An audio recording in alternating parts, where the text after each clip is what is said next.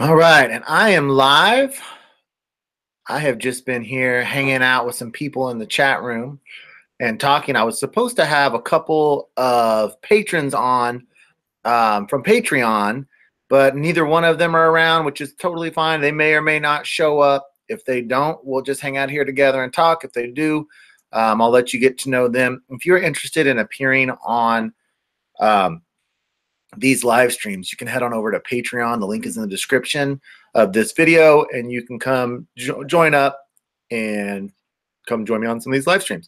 So Band Hunter TV wants a shout out. There you go. Ask a question and we can talk about that. So I don't have any big agenda on this. I was going to talk to the patrons, but no big deal. Like I said, the record for live streams here is 79. So fingers crossed we can break that. I'll answer any questions that you guys have. Our season has been a pretty good one, and I'm going to show my statistics to date here in a little bit. Hey, Ben, how you doing, buddy?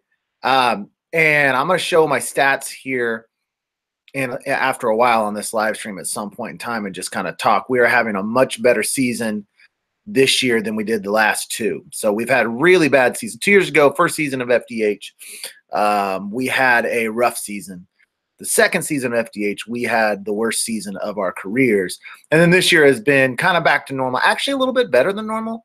I've been out 22 duck hunts and averaging about 3 birds a hunt and at about 68 birds right now. So, we would shoot a lot more birds if we didn't have full-time jobs. And so we get out as many times as we possibly can get out.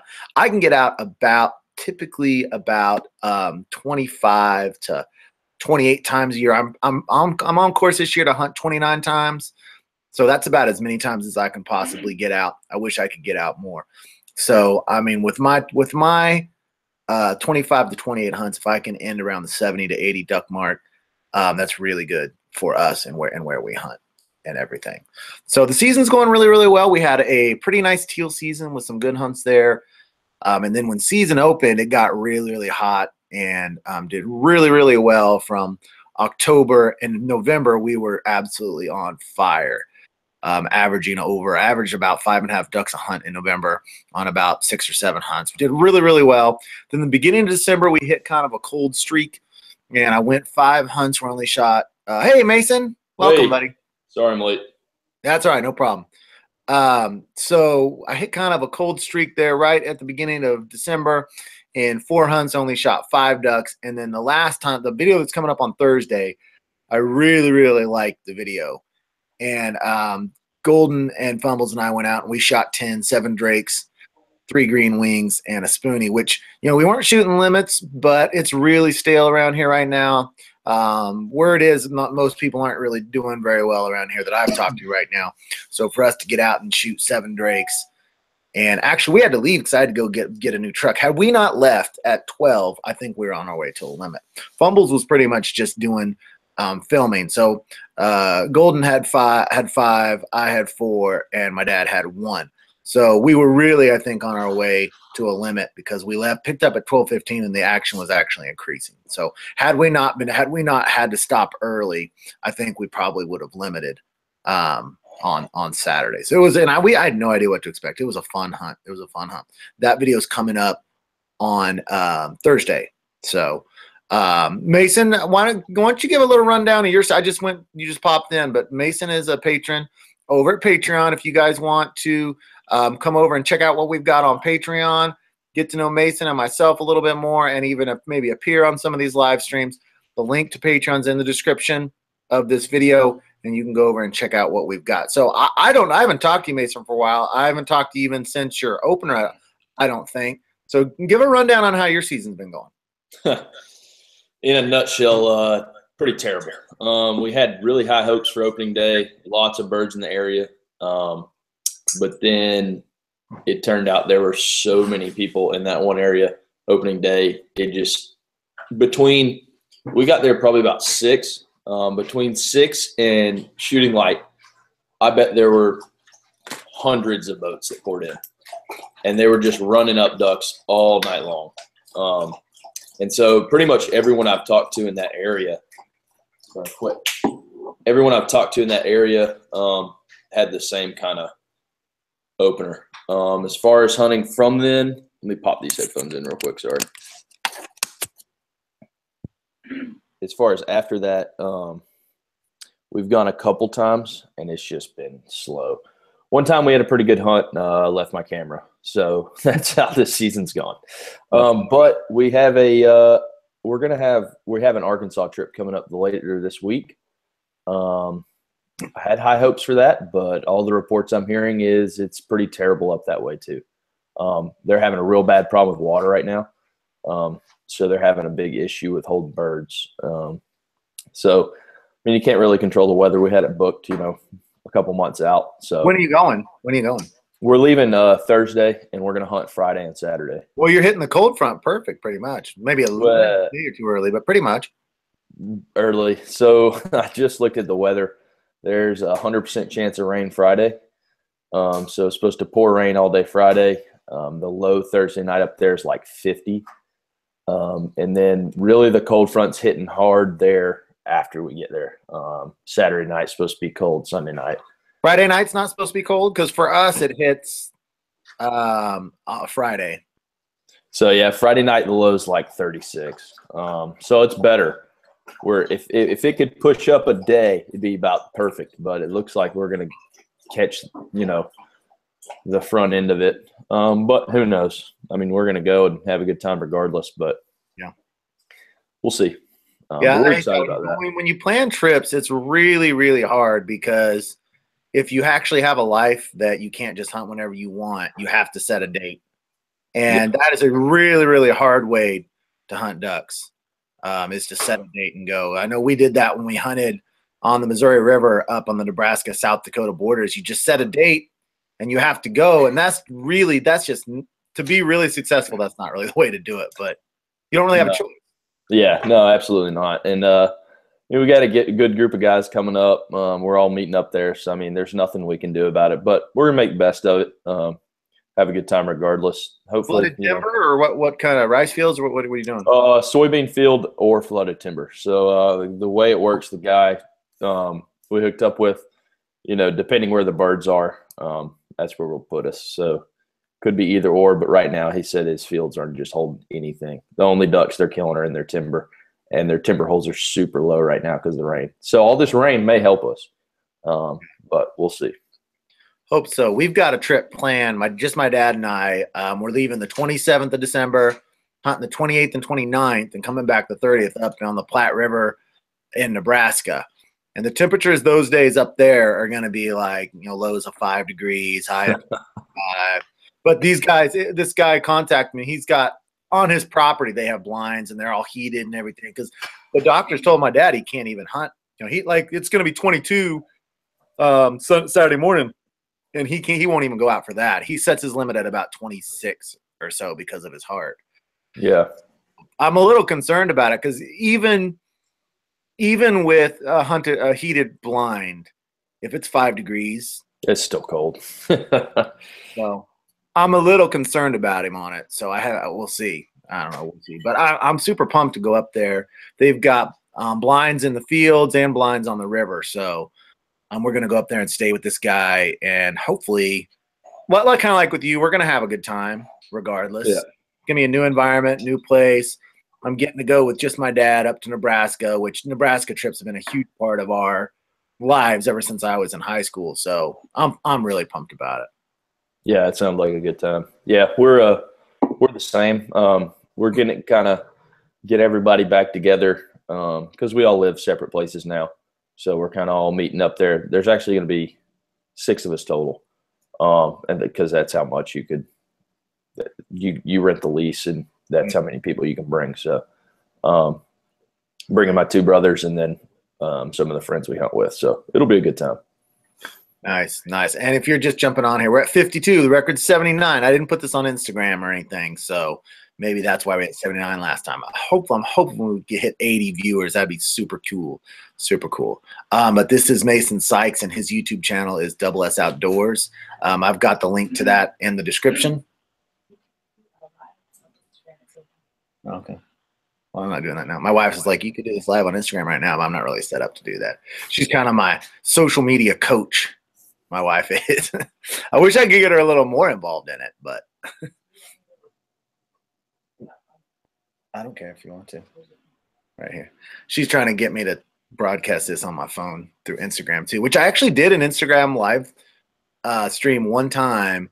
I did it while we were out hunting, and it was pretty cool. I did it for about 15 minutes, and I shot a duck during the live stream, which I thought was pretty well. But there was only like 15 people on there or something. So we haven't answered any questions yet, but we would certainly be happy to do that. I was saying our hunt Saturday, which the video comes up Thursday, I'm really liking the video. It was such a fun hunt because the birds here, even with the cold front we got recently, have been pretty stale. And I had no idea what to expect at this spot. And we had never hunted it before, and we had a little bit of a scout on it. We went out there, and we just had singles drift into our decoys, every 30 minutes or so. And the weather was beautiful. And those hunts where you don't know how well you're going to do, I mean, you could like shoot nothing or you just don't know. It's so much fun when a good day starts developing, when you shoot your first couple, next thing you know, you have 7, 8, 9. That is super fun. I don't know how I'm going to hold it though.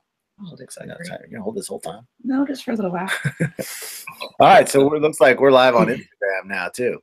And if you guys don't follow me on Instagram, it's at Freelance Duck Hunting as well.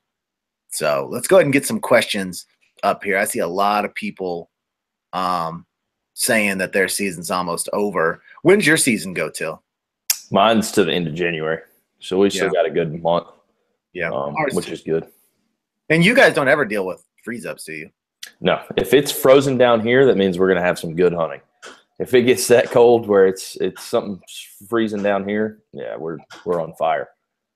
So yeah, I love it when it freezes here. I love it, except we lost our best river spot, which I had 2 or 3 videos last year. We had an ice hole where Aiden and I shot some geese over, and then the video where Dan was putting shells by the fire. It's our best river spot, and they changed the zoning policy because it's fairly close to a city.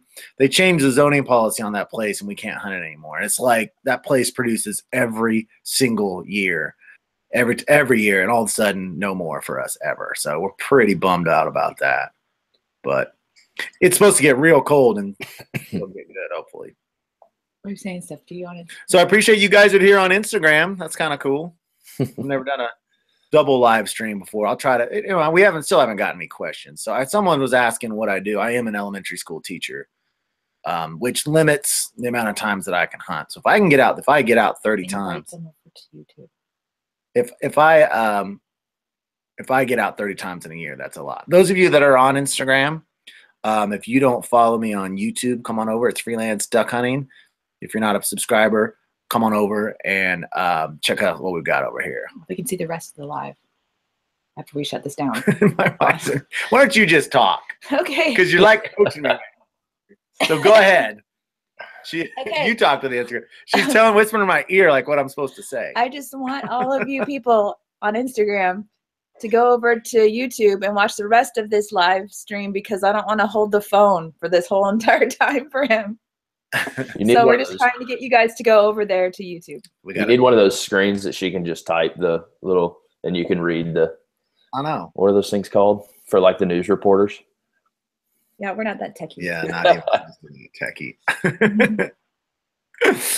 Do you guys use full body decoys? Says Rob McDonald. We have a couple dozen full body mallards that we use when the freeze comes up. How about you? You have any full bodies? No, we don't. I mean, we don't need them. Like I said, it rarely freezes, and then we don't hunt fields down here. Yeah, man, I absolutely love. Can't imagine not having freeze ups. I love the freeze ups, and the best hunting ever is right when everything comes unfrozen. It's either holes in the ice, or if you hunt over a hole in the ice, it is so much fun. And other than that, when it starts thawing out and the birds just start pouring back into the marshes. Man, it's my favorite time of the year. It's so much fun. Yeah, we don't get quite that cold down here. All right, Instagram people, we're going to shut this off, but come on over to YouTube and you can see the rest of this live stream. All right, so no more. I'll have to set that up some other time. That's kind of cool. Do you do Snapchat? Personally, yes, but not with my hunting thing. I like Snapchat. To me is literally just a name. I have no idea. I mean, it's pretty cool. I don't follow any outdoor people on my personal account. I've just never thought about it. I imagine it'd be pretty cool if people start to do it, but I just never even thought about following people. Yeah, I just don't even know what it's even about. So people say it, and I'm like, oh, I don't know. I guess I should probably look into it sometime. I just, there's only so much media that I want to try to keep up with. I mean, I've got the Facebook page, I've got Instagram, I've got YouTube, I've got my full-time job. It's like, I feel like if I get into other things, I'm going to feel obligated to start pumping out crap for that. I already struggle enough to get Instagram, and I hardly post on Facebook. It's like, all right, enough is enough. Yeah. You'd have to quit your job and be a full-time vlogger. Yeah, which if I ever could do that, I would be thrilled if I could. I wanted to, but we're a ways off from that. I can promise you that. John wants to know if we've shot any geese this season. No, we have not. The geese are not here in force. Number one, we're not really goose hunters. We're duck hunters that dabble in. Well, I can't speak for Mason, but we are duck hunters that dabble in goose hunting. So we have a little bit of goose setup stuff, and we get them on the river sometimes, but we are goose hunters through and through. We did have a pair of geese come in, and Fumbles missed one. That was the day that we were talking about Moby Duck. And then on Saturday, we had several groups really wanting to come in, but we didn't have any goose decoys with us. Had we had a half dozen goose decoys in our spread, we probably would have shot some. But other than that, we just don't have the setup for it, really. Yeah, we don't really fool with geese much either. About the same with y'all. If they come in, great, but we're not going to make a huge effort to go after geese. It's so expensive. I mean, all those decoys are so expensive. Now, Golden Boy has a better goose setup than we do, and he's actually has some private fields that he has hunted in the past. And this is really the first year we've really hunted with him. So I wouldn't be surprised if there wasn't a goose hunt or two this year, just because he's in college, so he's got more time to scout and work. So he's already been out looking at fields and stuff. So there's a chance that, because he's got enough to put out a small spread. So hopefully it'll happen. We'll see. That and duck hunting in general is a lot of work with all the decoys and stuff. Looking at those people that drag the trailer behind them and unload hundreds of decoys, I'm like, my gosh. Yeah, I hear you. The Common Outdoorsman says, how has YouTube treated you in monetizing your YouTube hunting videos? I really have not been affected by it that much. It's a real mystery as to, and what he's talking about, if you guys haven't heard, is a lot of channels, their videos have been demonetized, where you get a little yellow dollar sign by your video instead of a green dollar sign. And that it says that they're worried about your content is not advertiser friendly. And then you can appeal that if you have 1,000 views in a week, or sometimes even less. And then YouTube will look at it. And every single time that I've had one go yellow and I appeal it, they overturn it. So they're not against hunting videos. I just think there's something about it that's flagging them. And I assume that'll get fixed at some point, because every single video of mine they've ever looked at, they've approved. Now, the weird thing about this little yellow dollar sign is it never seems to affect my monetary amounts that I make. I had the one I released on Monday was yellow when it started. And typically you're going to make most of, at least for my channel and channels that don't really, blow up and get 80, 90, 100,000 views. My videos are going anywhere between basically 8,000 views per video to about 25. My top end one's about 50. And so when you're in that range, when mine are yellow and they come out, and I'm sorry, I was backtracking. So when they're in that range, I'm making almost all my money on a video within the first 24 hours. YouTube puts videos out and really promotes them through suggested videos the first 24 hours. And then after that 24 hours, it pretty much they don't promote it nearly as much, unless it just has so much traction and it's making them a lot of money, and then they'll do so. So I'm going to make the majority of my money on a video in the first 24 hours. And it's going to receive about half of its views, if not a little bit more, in the first 24 hours, and then it'll slowly trickle out. And the one I released on Monday was yellow, and monetarily I couldn't tell any difference because it was because it was yellow. So yellow, the yellow dollar sign basically means it's going to be withheld from certain advertisers. So it's a really complex and difficult thing. I don't like it when it turns yellow. It annoys me, but it doesn't seem to really affect me monetarily, even when it's yellow. So I can't quite figure it out. Someone else wanted to know about how much make on YouTube. Well, YouTube, the way that you make money is actually not views. It has to do with the amount of advertisements that are viewed or clicked on. It's kind of a complex situation, and I've been making about, not that much, about $20 a day lately, 25 bucks a day, which for doing something I love to do as a hobby, I'm enjoying it. And these statistics are actually readily available to anyone. There's plugins that you can get that'll go right. vidIQ is one, vidIQ, and you can get this plugin and it'll go just plug into YouTube, and plugin, and any video you watch, you can see the statistics, how much money people are making on that video, and it's super fascinating to see. So I can throw up any video I want on YouTube and see how many views they're getting, how much money they're making on that video. So it's pretty interesting. So anyway, that's about how much I'm making. Not a ton. Hey Drake, how you doing, buddy?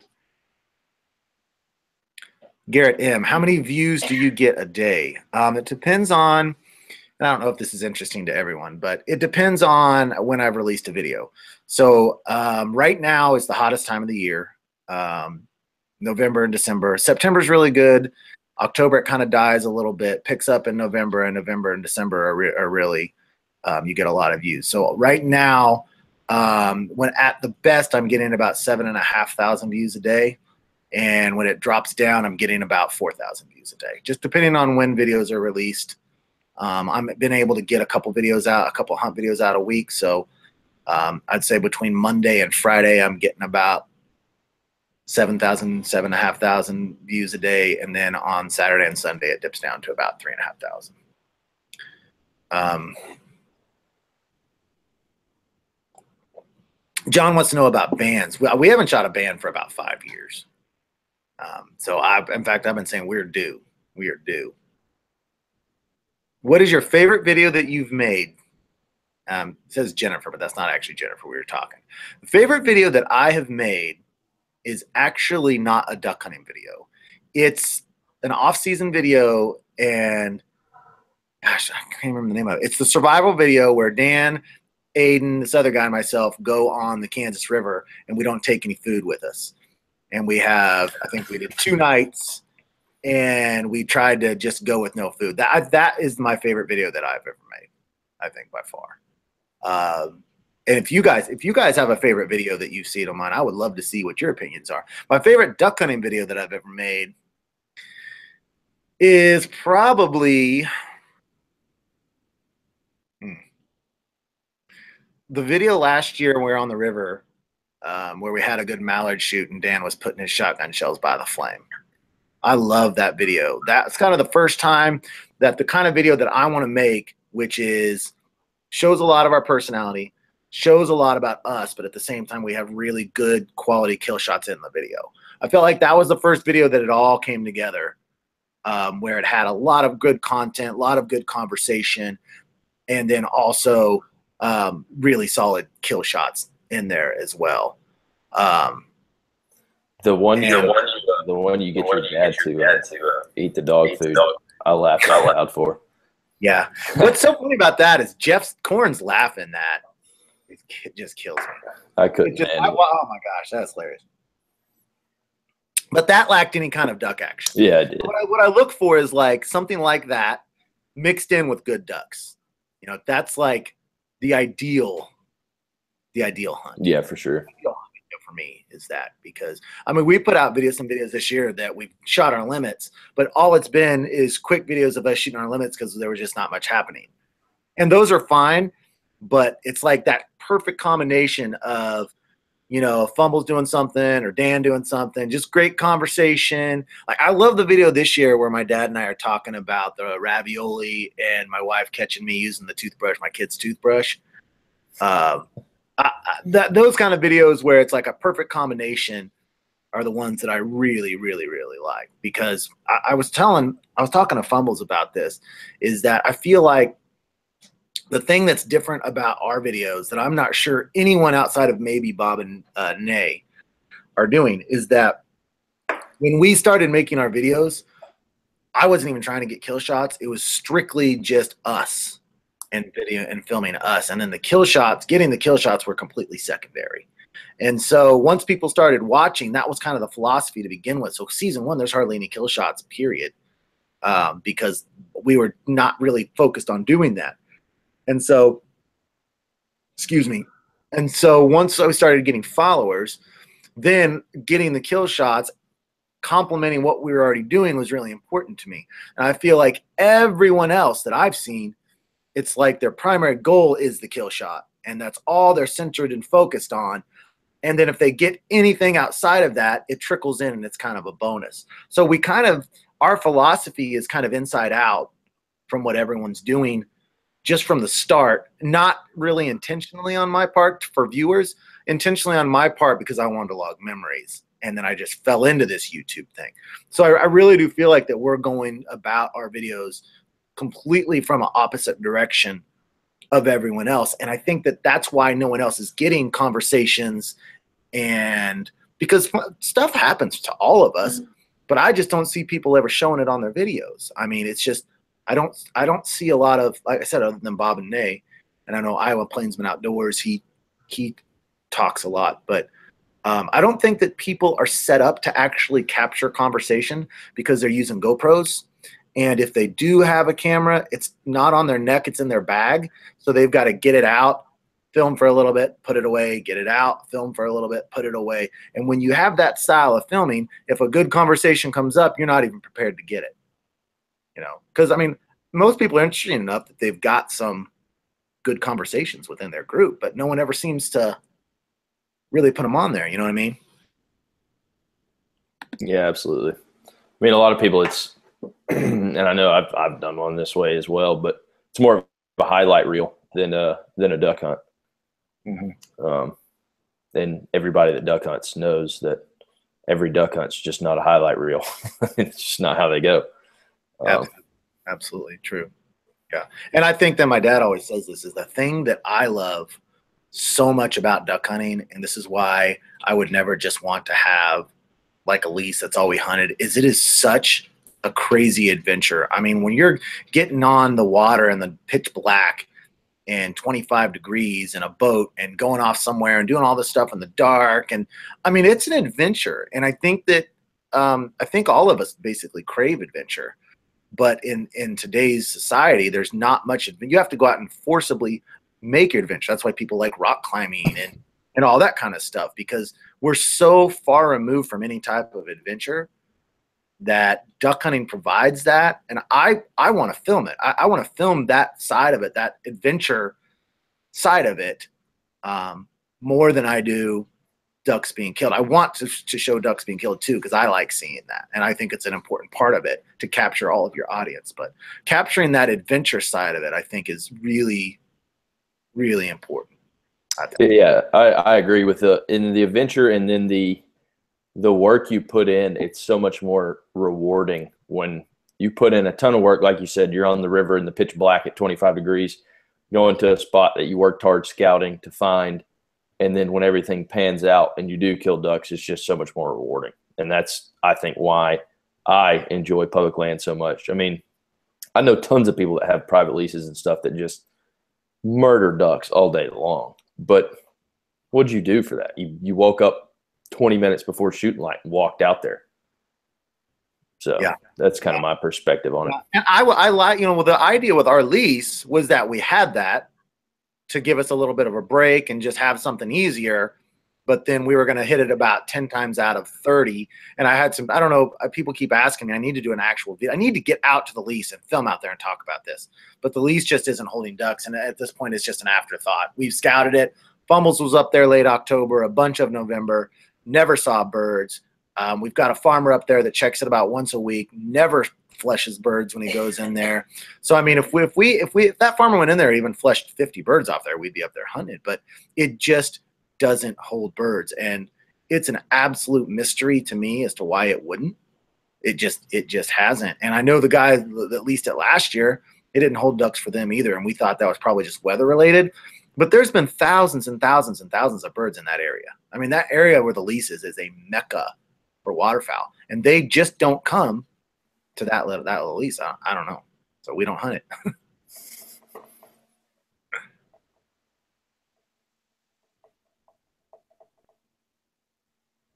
Any other questions? Will you do a timber hunt next year in Arkansas? I know that I probably won't. I don't have any contacts in Arkansas.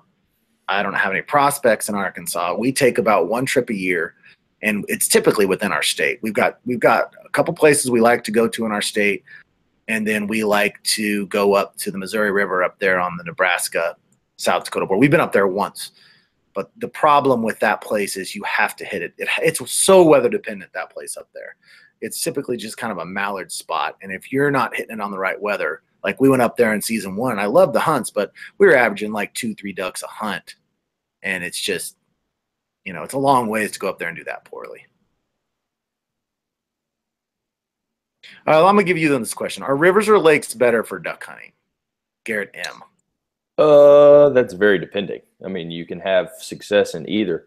One of the big things, and I wish I'd have done it. I wish I'd have done it last weekend. I had plans to do it last weekend. Was to float. We actually do this probably once or twice a year, and we have it's called a river, but it's nothing like the Missouri River or anything like that. It's a little upgrade from a stream pretty much. I mean, you can float a John boat in it and you're having to dodge, shallow spots. But when it gets real cold in our area, that thing is loaded with ducks. So that's one of the things we do. But I mean, we also have had a lot of success on lakes. It's definitely two different types of duck hunting. We kill a lot more woodies on rivers, I can tell you that. But I like them both. I wouldn't say one's better than the other. It's all situational. And Michael, shut up, Michael. I'm guessing I didn't specify it was Central Time Zone to you. That's where I looking at here. Sorry about that, guys. That's all right. I just saw you pop up right at 6:30 here, and I was like, because you're west. You're out west, right? And I was like, I bet you I didn't specify the time. It's all right. Mason was quite a bit late too. So yeah, we're just running behind. Myself, so no problem at all. This is Michael. Michael, what's the name of how do you pronounce your YouTube channel name? It's Sparky MTN. It's so. And where are you? You don't have to give real specifics, but where primarily you're hunting? I know I watched a couple of videos of yours, and wherever it is, it's absolutely beautiful. I think my videos it's in Salt Lake County and Utah County in Utah. Well, it is fantastically beautiful out there. You guys are blessed with that kind of scenery. There was mountains in the background, right? Yes. Yeah. The video from last year was mostly in Utah County. I didn't get a hunt lot last year. I did a lot of traveling for work. As of this year, I've only done 2 hunts this year. That's why I don't have any videos yet. So how does your season run? Give me what are the dates on your season out there? Oh man, it's usually the first weekend of October until duck runs until late January, and then we actually have a goose hunt that continues on into February. Okay, so your calendar is pretty similar to ours. In this state, we can hunt. We are so blessed. I know Mason cringes every time he hears this, but we can start hunting the second week of September for teal, and we go clear to the end of January with only one off week if you're willing to travel a couple hours here and there. I mean, it's solid almost half the year. Yeah, I think our duck season goes a total of 107 days, and we don't have a break in the ducks, but we do have a 2-week break in the goose, in the dark goose. Light goose, we don't have a break for. Nice. So you have only been out a couple times this year? Yeah, I've only been out twice. I've only shot 2 birds and maybe 5 shells total this year. So I got a hunt planned maybe tomorrow and maybe again on the 26th. So Michael's actually one of the newer patrons over at Patreon, and if you are interested at all in joining us over there and joining us on some of these live streams, the link is in the description below. Also, I've got the link to both Mike's and Michael and Mason's YouTube channel, so after we're done here, feel free to go and check out those guys. We're just, you know, we don't really have any set agenda. We're just kind of answering questions and talking as we go, and whatever else comes up. And if I end up getting on a rant and then realizing the next day I was totally ignorant, and that happens sometimes as well, which happened here recently. I went on actually, yeah, Michael's the one that set me straight on that. I went on a big rant about Prostaff, meaning professional, and I get an email the next morning from Michael's like, actually that means promotional. I was like, I immediately went to this video and turned it to private. That's funny. Yeah, you're welcome. We can't laugh at our ignorance sometimes, and you know, I've always thought that meant professional. That's why it never made any sense to me, and it was always just irritating to me because I was like, that makes no sense at all. I guarantee you, 75% of people think the same thing. Promotional staff. I thought it was promotion for pro staff for a very long time, or professional, and yeah. I don't know where I heard that all of a sudden, and it clicked the same way. And I immediately was like, well, maybe I can get some of that, because I see people like with ducks on Instagram constantly posting about them and whatnot, and so it all makes sense. They're just they get some kind of incentive to help promote your brand, essentially. Yeah, it's like free advertisement. Yeah, you just give them a little merchandise. And now that Michael debunked my total bias towards that name. I mean, I would like rant to my friends like, oh, they just, you know, make this channel. All of a sudden their friends are professional staff members. It's like, oh, no, they're just help promote them. Jennifer, well, it's not actually Jennifer. What is Michael's favorite gun? What kind of gun you shoot, Mike? I actually just recently bought a Stoger M3500 last year. And the only reason I picked that one is, well, I couldn't afford a Benelli, and it actually shouldered the best out of everything, and my hit ratio has gone way up since I bought it. It just fit so perfectly. Yeah, and that's around a $500 gun, or a little bit less. Is that right? A little more. I think I paid $6 or something for it locally. It's real competitive with the Outlander, Beretta Outlander, which is what I shoot. It's that really good entry level semi-automatic, and I hear really, really great things about it. I know on our state forum, there's just a thread that's been going on for like 4 years about it. People who have those Stogers really swear by them, and I've had issues with my Outlander, so I may have made the wrong choice in that. Hey, Alex, thank you for joining us. Chad Fort wants to know, what are your thoughts on hunting on the ice? Would you use full bodies or water bodies with a removable keel? If I'm on the ice, I always want some full bodies because I love how they look standing on the ice. So depending on the ice, if we are taking our boat, we're going to load it full with everything that we can, and we're going to go as many birds around an ice hole as we can with both full bodies, geese decoys, and floating decoys also. So that's us. Do you guys, either you guys have any experience hunting over ice? Not that type of experience here. We just don't get cold enough to hunt. I mean, the ice we hunt over, you break it up. You don't have to really. It's just how we do it. How about you, Michael? I actually went out a couple days ago, and we had 3-4 inches of ice in places. We were trying to break it up. Last year's video that you can watch is, I mean, it's Utah Lake. It's frozen, and if you can find the inlets or somewhere that's not frozen, definitely you want some full bodies around it. But we tend to find the open water if you can. Just the birds will love it. Yeah, the video over ice, like that, little ice holes. It was beautiful, little ice holes, and they were coming into those holes really well. Oh, I can be standing in the decoys and have ducks literally trying to land on top of me retrieving birds, and it's awesome. It's just now starting to freeze up everywhere here, so it'll be getting good in the next week or so.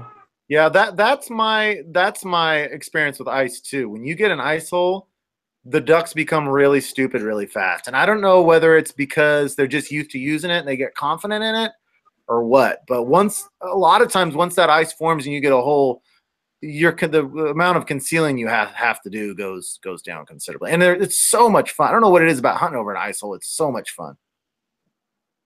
I agree. Definitely agree. And I'm way excited. The one spot that I've been trying to get to, it's actually got to cross a section of private property prior to it freezing. So nobody's been able to access it yet. And the lake's not been frozen enough to access that. So I'm hoping in the next week or so, I can actually get over there.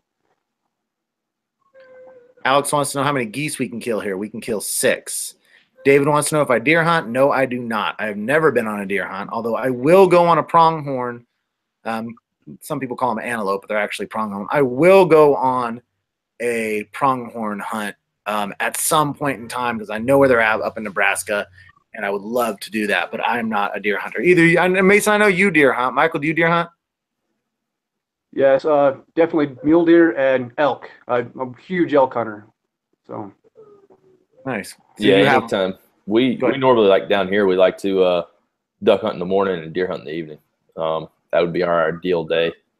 So we got some property that hold a lot of deer. I mean, if I wanted to kill a deer right now, I just have to make time to go up there. The one time we went, I have video of it. We took my nephew and he was everywhere. So it was just hard to get him on the deer. But yeah, that was the only time we've been, and we saw quite a few. So I know Fumbles killed a huge mule deer. It's actually pretty funny because he went out to Western Kansas, and I don't think we ever had it scored. He's got the guy that mounted it did a terrible job, the taxidermy guy, but it was massive. It was really big.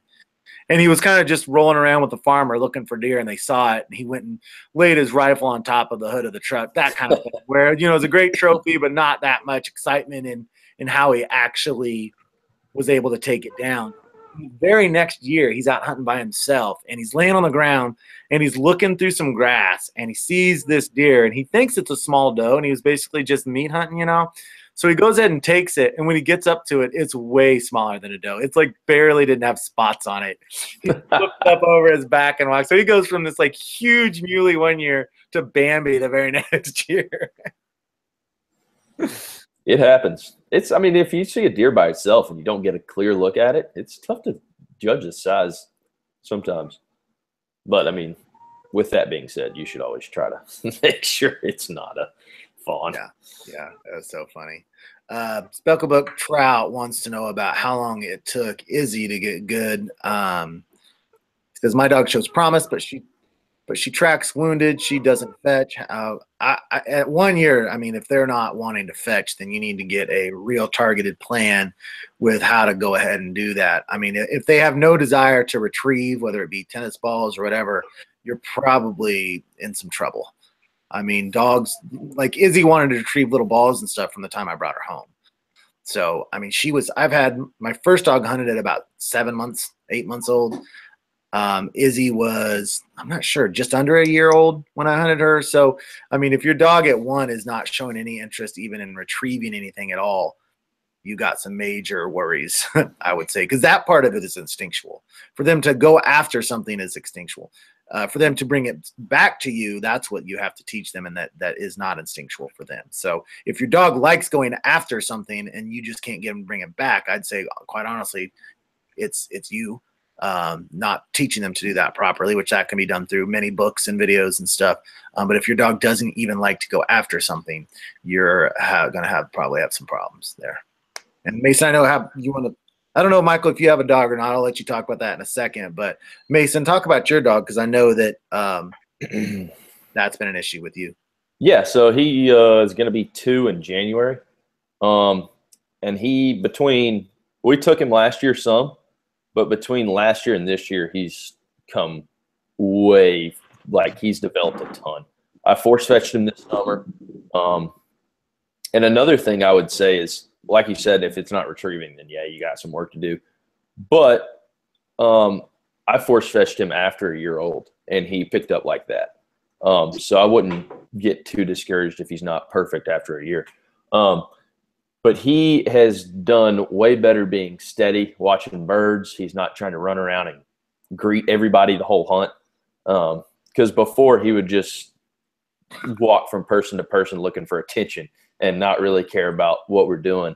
But the hunts we've taken him on this year, he's been really steady. He's been watching birds. Like I said, we hadn't had a whole lot of success, so he hadn't got a ton of retrieves under his belt, but he has had a few. But like I said, I mean, he's continuing to develop, which is very promising for me. I was getting worried. So now that he's starting to develop, it makes me feel a lot more comfortable. Yeah, and I'd say, when your young dog is doing really well sometimes and poor other times, I know I would always freak out when Izzy had a really bad day. Like, oh, maybe she's just going to suck. And just don't worry about it that much. Your dog's going to be fine. If they like to retrieve, then they're going to be just fine. How about you, Mike? You run any dogs? My wife's actually got the dog in the family, so she sometimes goes out with me. She does really well when I do take her, but I don't take her very often. Yeah, I tell you, now that I hunt with dogs, I can't imagine not. It is just so gratifying, and I don't want to be. Some of these places we hunt are just terrible to walk out in. It's just booky, and just having your dog there to do it with you is awesome. It's so much fun. After I know you don't want to think about it, but when you retire Izzy, are you gonna pick up another one or? I will. Yeah. In fact, I was talking Izzy this year. I'm looking at her. She is slowing down more this year than I expected her to. I mean, there's been times this year when it's in the 20s where she literally doesn't even want to do it. And she's never liked cold weather, but it's just I can really see her slowing down. I was hoping I could get about 3 more years down the road till I bought a dog, but my guess is I'll probably purchase a puppy next February. She's 10 now. I don't know if she'll make it all through next year. I thought she would make it through next year, but the way she's going this year and how I see her slowing down, I anticipate that she'll do fine through teal season in October. Once the cold comes, I don't know.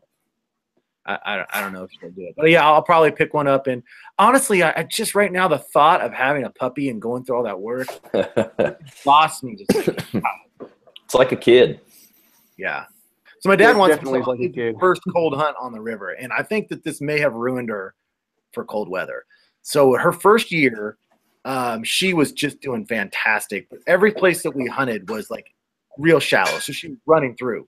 So we had a cold front come through, and we decided to hunt the river, which was there was some ice holes in it. It was a real unique situation, and we shot a duck, and she ran up to the water's edge, and when she entered it. She had never, I mean, she knew how to swim, but in her hunting, this is about our 23rd, 24th hunt of the year. She just expected it was going to be ankle deep. The temperature was probably about 10 degrees out.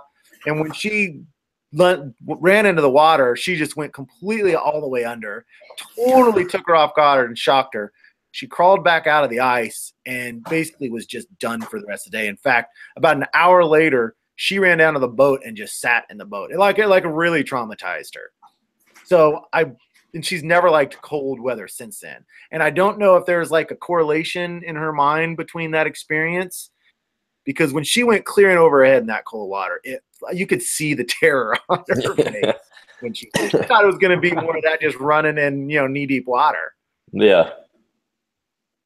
I don't know. I don't know how bad that scared her, but that was a bad experience for her. But the thought of training a dog right now, it seems just exhausting to me, but I'll do it. It'll happen. It'll happen for sure. Well, I'm going to show real quick my stats to date. I don't know if you guys have heard or not. We're up to 63 views. We haven't broken that record, 79 yet. But I had a website developed for keeping track of your hunting statistics, where you could log your hunts and then accumulate all those stats together and show and just keep a lookout for kind of what your stats were. So I'm just going to do a screencast real quick. Here, I do this. I'm going to screencast real quick and just kind of show what this looks like. Won't take long. So if you're not interested, no need to go bailing on us or anything, because I know that it's not for everybody. So here is my stats to date this year. I'm only going to show this section. If you see the next one is called hunt location data, and I'm not going to show that. Oh, come on, Elliot. There are more stuff underneath that. So shooting percentage this year is 53%. I've harvested 3.0 birds per hunt. I only lose 0.1. Shots fired per hunt is 6. I've been on 22 total hunts, harvested 68, and I think 32 of those are mallard drakes. I've lost 3, and I've had 3 doubles. Total shots fired, 33. I'm going to whip real quick past that. Oh, I saw it. No, don't even try to pause it, guys. You don't need to see that. And so what I'm not showing you is hunt location data. And on the hunt location data, it'll show you how many times you've hunted at each specific place and what your average per hunt is there. So those are the ducks that I've shot. This is the most mallard drakes I've ever shot, 32. This is my high water mark. So every mallard drake that I shoot right now is a brand new record for myself.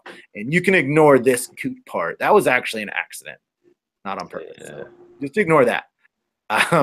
So anyway, I'll pop back over. And that is what this HuntStats site looks like. They're going to come back to me. There we go. That's what the member side of the HuntStats look like. So if you guys have not had a chance to set up an account, you can log every single hunt that you go on completely free of charge. You don't have to pay anything. And then if you want your accumulated stats, then there is a fee to that. And what I'm so excited about, and my idea right now, we have not even reached my first idea of the site, and in that you're going to be able to sort all your data by like date and weather temperature, weather type, which I don't even have that in there yet. So you could go and see how many ducks am I shooting on a north wind day? How many ducks do I shoot on a north wind day with sun? How many ducks do I shoot on a north wind day with sun and wind? So you can literally, once you get a couple of years logged, you could spend hours just playing around. Like, okay, how about at my favorite marsh? How do I do with the weather variables there? So after I get 5-10 years into this thing, you're going to be able to learn so much about all of your hunting spots based on how you can sort it. If Mason, am I explaining it clearly, or do you think that people are going to? Yeah, no, that makes sense. Like you said, it'd be cool to, if you got a favorite spot, obviously you don't hammer them every time, but you can draw a correlation between, hey, I limited out this time. Let's see what the weather was these few times I limited out versus the few times I did only killed 1 or 2. Yeah, exactly. So, some of these sites, because we have so many hunting spots, we may only hunt a spot 3 to 5 times a year.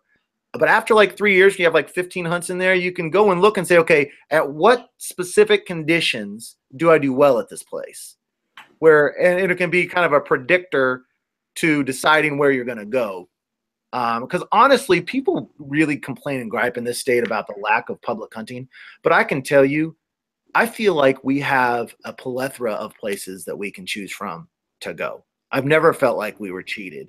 Sometimes it's hard to know, which place we're going to go to.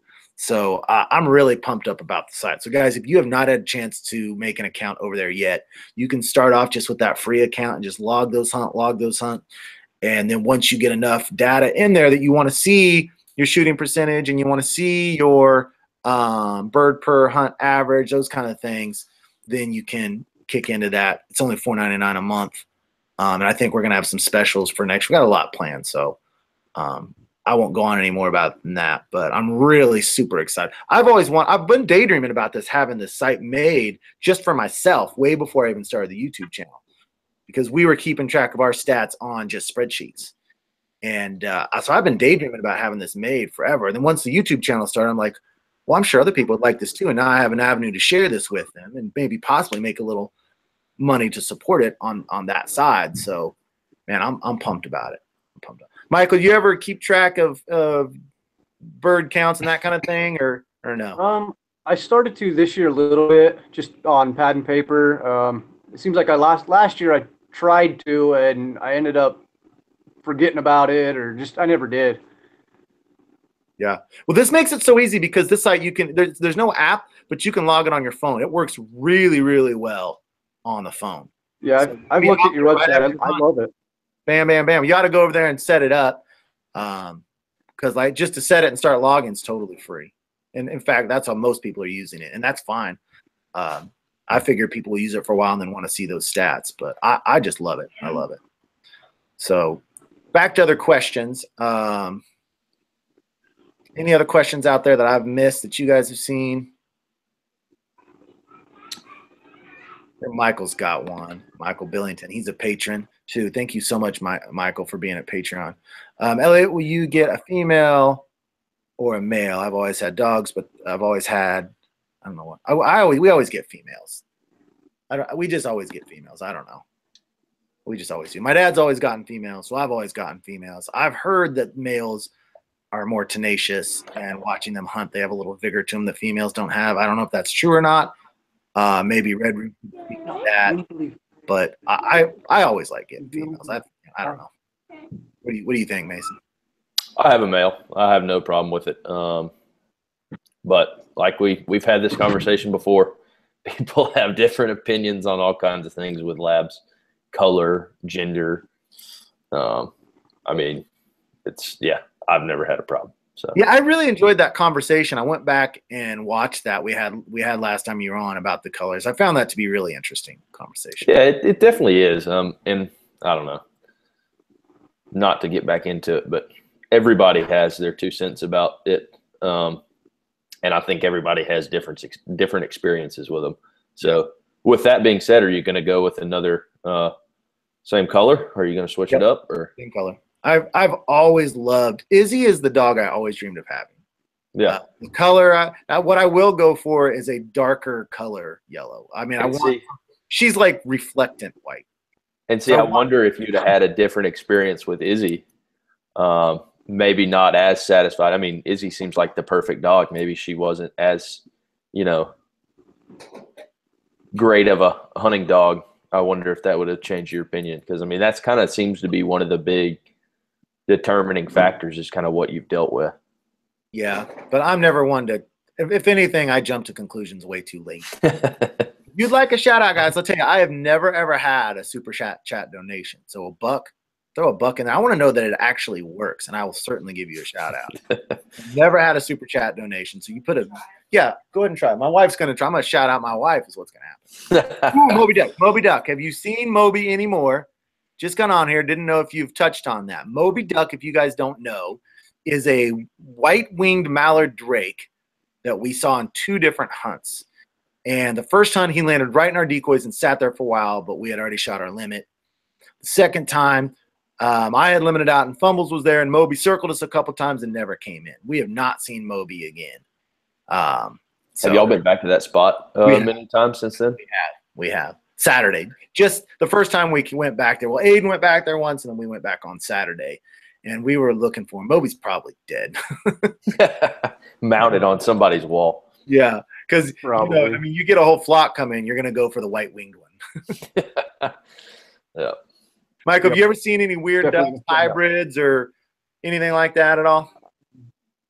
I actually shot one this year. The 2 ducks I have shot, one was a Drake canvasback, and the other one was a funky-looking mallard. I actually put it on Facebook to see if anybody could figure out what it was, and I think we've decided it was a bibbed mallard. It's got a real right neck. I've actually got it in my freezer. I'm going to mount it. So sweet. I've never heard anything like that. Huh. Yeah, I've seen an albino teal way back. Hey, there's $1. That's not my wife either. HLA Fiend. There's the first I know that donation ever. Thank you. Thank you so much. I appreciate that. I've always wanted to get at least one. I really appreciate that. And then my wife, hey, anyone want to do 3? My wife, Beth Snyder, just donated $2 from my account to my account. Probably get some kind of fee on it and lose money on that transaction. H.L. Lafine's actually my hunting buddy. Oh, nice. Thank you so much. I appreciate that. I really do. Outdoor. Someone was wanting to know about the lease, and I did touch on that earlier. The lease is just we have never seen huntable birds on the lease, and we've scouted it, and there's just never been birds. And now it's right by a train track that's real loud, and I don't know if that has an effect. I mean, the train goes by there frequently, and it's really loud. So could you guys think that would bother him to be? I mean, it is loud, and it comes by probably every 10 minutes. You think that would be a deterrent? It could. I mean, I know of quite a few swamps that are right off roads that look amazing that will not hold ducks. I don't like, I have a swamp on my property that's probably 10 yards off of a pretty major road, and I've never seen a duck on it. And it is one of the prettiest swamps I've seen. It's just, it could be a factor. What do you think, Michael? It could be a factor. I'm just trying to think of about around here. We've got ducks near freeways and even kind of by the airport. So I don't know. Yeah. It's around a train track. We packed that thing with millet. It's just chock full of duck food. Maybe at this point we've stopped scouting it a little bit. It's about an hour and a half away. So it's not like we can just go up there and scout whenever we want. So, but we do have a farmer guy up there that's checked it about once a week. Like I said, Fumbles was up there all September because it's known to be a good teal place. So we checked it all September, 2 weeks in October, 2 or 3 weeks in November. I mean, Fumbles was up there and checking it twice every single day and just nothing. So, I mean, we all put in about $1,500 on that. So it's just kind of money down the drain, but we tried. We tried. Does your wife have some comments about that? About that money down the drain? I know mine would have, just saying. I'll tell you what, I am so blessed by I'm married. And now I will say this is my third shot at it. I screwed up twice. So third time's a charm on this wife. Yeah, because I've been divorced twice. Oh. That was my days in which I wasn't really following the Lord's plan for myself. Let's just say that. But anyway, she is so cool about all this stuff. I mean, she has not given me a hard time about that money even once, and she certainly could. I don't know if it was reciprocated whether I could be as cool as she is. Yeah, mine's kind of the whole process of, well, if you're going to buy this big thing for something duck hunting, well, what am I going to get? Yeah. And it's like, yeah, dang it, she's got a point there. I'm blowing all kinds of money. It has certainly made it easier because at the point in time that we would have been hunting the lease a lot, we were shooting basically limits of mallards every single time out in November. And so that certainly made it much, because I would prefer, like you said, shooting limits of mallards on public land is more satisfying than private. So, you know, definitely, it certainly made me not think about it. If we had been, you know, just not doing well at all, it would have been a lot harder. Yeah, my wife's she's pretty good about the duck hunting thing unless it comes to boats. I actually bought 2 boats about a day and a half apart from each other. So like what kind of boats? One was a small John boat, and then I upgraded to a larger John boat the next day for about the same deal. And so now it's gotten to the point where I'm on my 3rd boat, and I've got to pretty much give my wife a dog for the boat I get now. So nice. Boats are kind of a sore subject. Yeah. Michael wants to know if our limits change every year. They can change. I remember back in the 90s, the mallard limit was 2 a day.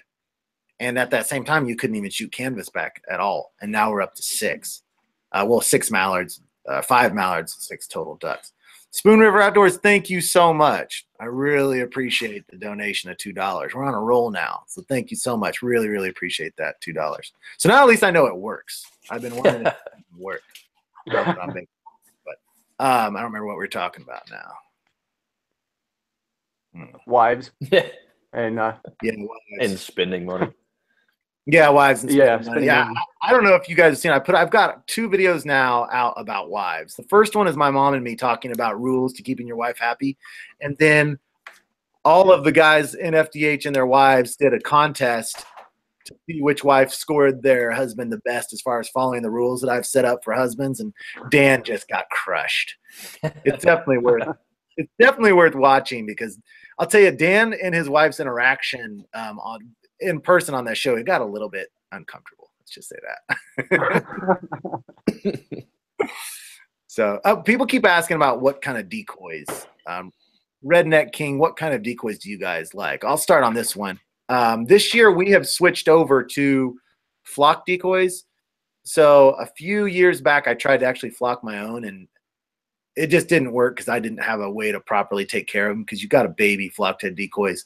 And then Golden Boy bought a dozen Dakota flocked heads, and we thought they were so beautiful that Fumbles ran out and bought Avion X flock decoys. So between our group right now, we've got 2 dozen flocked. So a lot of times we've just been using 2 dozen flocked and then a couple other dozen here and there to mix in. So that's what we're using now. We're trying to go more higher end and fewer decoys this year than we have. And I don't know how much difference it's made. I know we've been doing well.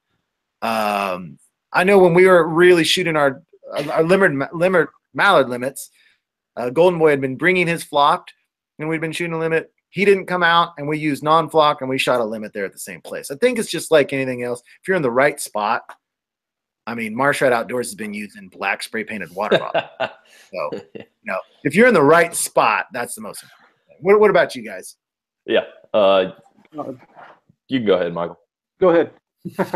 I just started went to some flocked head or full body flock decoys this year, or floaters, full body floaters, or whatever you want to say them. Fully flocked, and I haven't hardly got to use them, so I don't know if they make that much difference yet or not. They don't work very well in the garage.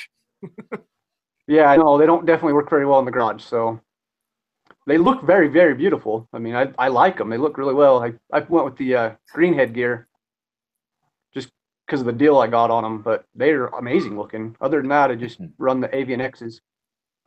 Yeah, I use some Avian X's as well, but like you said, Elliot, I mean, if you're where the birds want to be, you can throw out black water bottles. So I mean, it's definitely a combination of things. I wouldn't say if you're using the #1 decoy brand, the best looking one, you're automatically going to have higher success rate. But like you said, they do look a heck of a lot better. Absolutely. Let's see. We've been going about an hour and 7 minutes. I was trying to go a little bit longer because I didn't clarify to Michael it was Central Time. I'm normally really good about that. No, we're okay, Elliot. We're quite okay. So I don't know if we want to answer a couple more questions. If you guys have any more questions, we'll do a couple more, and then we'll jump off here. But like I said, if you want to come get to know Michael Mason and myself a little bit better, I've even had a couple patrons. I know GT or Clayton and Drake. They've actually come and stayed at my house, and we've hunted together. I'm not promising if you get on Patreon you'll see it. But I'm just saying, put a price tag on that, Elliot. We get to know each other on Patreon. So if you want to come on over and join us, feel free to check the link down in the description and come join us over on Patreon. Stories of you. I got a question for you guys. Yeah, go ahead. What are some of the rarer birds that you guys see? You know, as far as you guys get canvasbacks, redheads, stuff like that. Not necessarily divers, but I've shot 3 canvasbacks in my entire life. So we don't see every hunt. If I could kill one bird that I would like to kill, it'd be a canvasback. We rarely see scaup. I haven't seen any scaup. I haven't shot any scaup for a while. We do get quite a few redheads in through October and early November. But canvasbacks are extremely rare for us. So what I find funny is a lot of people on here or on YouTube and stuff, and up north especially, wood ducks are a kind of rare duck. Wood ducks down here are like, I mean, if you haven't grown up shooting wood ducks, you haven't duck hunted in the South. I mean, you can go shoot a limit of woodies on a swamp any day of the week, it feels like. Some of the rare birds for us, pintail. I mean, I don't know of really anybody that kills pintail down here. And that's probably the #1. We kill canvasback and all the divers, especially on the bay down here, and then some of the lakes. But yeah, pintail are definitely the hardest to come by. You know, sounds like you guys are almost the opposite I am. Oh, sorry. Go ahead.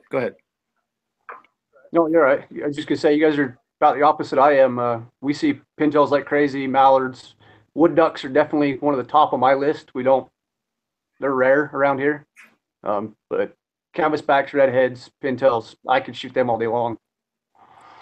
I love canvasbacks. The few I've seen, I just love them. They're so elegant, beautiful. We do get quite a few pintails here. We get them in October, and I did shoot that one in November, but that's rare. And then we get them in late January, and we get really pretty ones in late January coming back north. They're really quick to migrate back through. And Bruce wants to know, would we like to come and do a hunt in Arkansas? Bruce, you're welcome to contact me, freelanceduckhunting@gmail.com. We're always open to ideas. So email me there and tell me what idea you have in mind. We certainly wouldn't be able to get it in this year, but we could look to something last year. Now, over there, do you ever guys get any sea ducks on those big lakes? Ever see any eiders sneak in or anything like that, Michael? Actually, was it last year? I actually shot a hen old squaw, which is kind of rare in these parts. Or, I mean, all we got's the Great Salt Lake as far as seawater or saltwater. Yeah. I've never heard of any in the bay down here. We normally just get a bunch of the bay late season is canvasback redheads, stuff like that. Even though it's completely saltwater. So okay, yeah.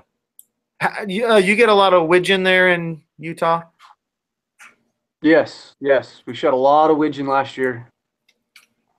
We've actually surprisingly this year we've had a good bit of widgeon down here, which I don't think is normally the case.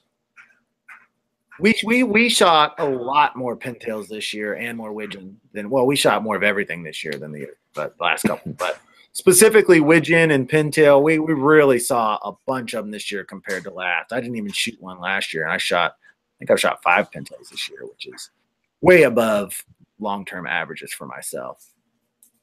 So, well, Jonah Groger wants to talk about off-season videos.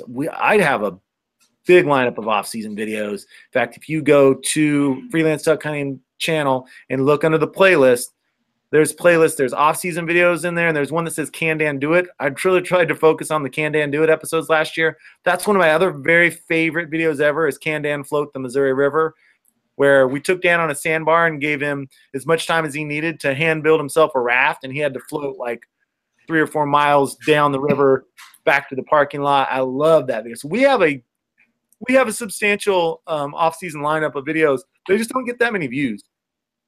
So, but we certainly have fun making them, I can tell you that. And I know we're going to do another survival video this year, and I'm going to really push that survival challenge, which none of you are probably familiar with. Maybe Mason's familiar with that. I don't know. Yeah. But I'm going to push that. Man, Brand Hunter TV is so wanting people to subscribe to his channel. It's not going to work, man. Yeah. So anyway, but yeah, we've got a substantial off-season lineup. I'm probably going to go away from the fishing videos a little more and more into like the survival videos and stuff like that. They're more fun for me. Are you still going to do some turkey hunting? Oh yeah, definitely. We'll do turkey hunting for sure. Yeah, that's what I'd so our deer season goes for 3 more weeks after our duck season closes. So once our duck season closes, I'm probably going to hit the deer pretty hard, and then I'm going to try to make some turkey hunting videos as well. So hopefully that goes as we'll have some snow goose videos at least. I know Aiden does it a lot, so he'll probably be making some videos just himself for us. And then we always go down and do our traditional snow goose stock, which I love those videos. The both ones from season 1 and season 2 are snow goose stalking videos. I love those. So we'll do that as well. Michael, you have anything planned, or are you just focusing on your duck hunting right now? Mostly just duck hunting. Our big game seasons are pretty much over with. I limited out on all of them anyway, so yeah, just ducks. Nice. I know that's what gets my blood pumping is ducks. Nothing else does. I will fish, I will turkey hunt, that kind of stuff, but nothing feels the same to me as duck hunting does. That is what I love, and nothing else. That's it. Completely agree. Yeah. All right. Well, I think we're going to elk and. Oh, go ahead. Geese. I would love to go on the goose hunt. It's tough for me to find geese. I mean, we've got them. They like a lot of the private properties, and that's just something I don't have access to. But good goose hunt. That's kind of like the holy grail of waterfowl for me, and that's my goal this year is to try and get a limit of geese. And for us, that's only 4 geese. So yeah, sweet. Hopefully, we'll get in a few good goose hunts too.